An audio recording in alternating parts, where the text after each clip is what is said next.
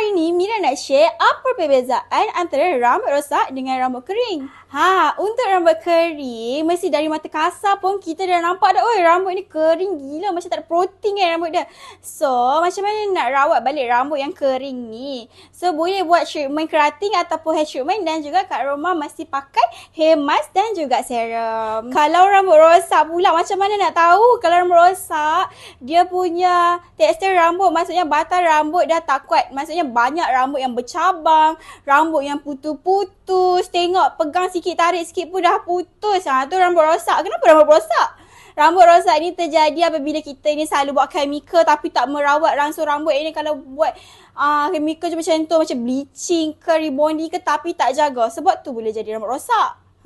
Okey, rambut kering dan juga rambut rosak boleh ke bagi elok balik? Mestilah boleh. So, macam saya cakap tadi, pastikan kena buat treatment, keratin treatment ataupun hair treatment tau. Dan dekat rumah pun pastikan jaga rambut juga. Okey, dekat sini pun kita ada buat rawatan tau. So, hampa boleh je pergi dekat mana-mana salon yang ada buat treatment, contohnya keratin treatment ataupun hair treatment. Okey? Okey, so kalau hampa suka dengan video saya, kalau hampa nak lagi info yang menarik, jangan lupa follow Mira tau. Okey, bye.